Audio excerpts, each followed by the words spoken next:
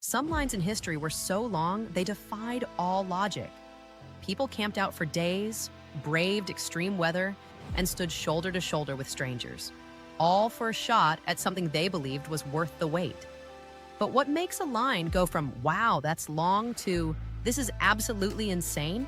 And more importantly, would you ever stand in one? Let's start with the kind of line that actually shut down a city.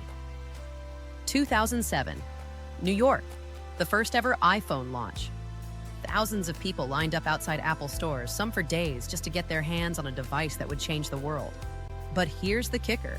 Some of them didn't even want the phone. They just wanted to flip it for a profit. That was the beginning of the modern hype line. But if you think that's wild, wait until you hear about Black Friday. Every year, millions of people willingly throw themselves into absolute chaos for a shot at discounted TVs, game consoles, and appliances they didn't even know they needed. Some start lining up days in advance, camping out in freezing temperatures, surviving on gas station snacks, and forming temporary alliances with total strangers. And then the doors open, and it turns into a full contact sport. People have been trampled, fought over $5 toasters, and even gotten arrested. But here's the real question. Do those deals even save you that much money? Or is it just the thrill of the hunt? Now, speaking of commitment, let's talk about the people who waited in line for over a month. No, seriously. 1978. Moscow. The first McDonald's in Russia, the line, over 5,000 people deep. Some stood for over 8 hours just to try their first ever Big Mac. Imagine waiting all day just to take one bite and realize it's just a burger. But hey, for them, it wasn't just about the food.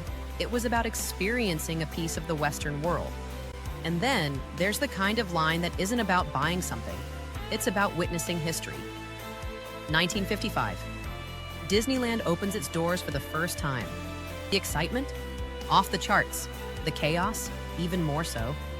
Over 28,000 people showed up, way more than expected, causing traffic jams for miles. The park ran out of food, rides broke down, and counterfeit tickets flooded the entrance. It was so bad that the opening day became known as Black Sunday. But now, people would probably wait in a 5-hour line just to say they were there. But let's take this to the next level. The kind of lines that make no sense, and yet people still stand in them. Ever heard of Supreme?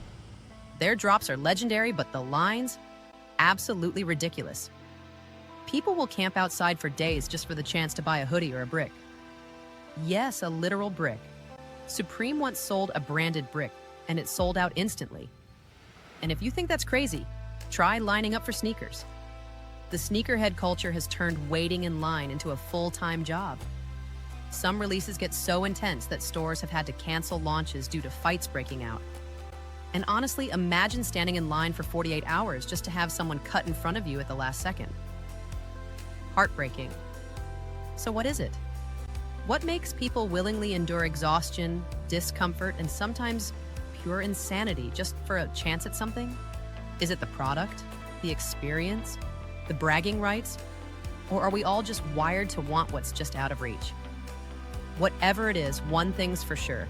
If there's something worth having, there's probably already a line for it. Would you ever camp out for a new phone, sneakers, or even a burger? Let us know in the comments. And if you love stories about the wildest human behavior, hit that subscribe button. Because trust me, this is just the beginning.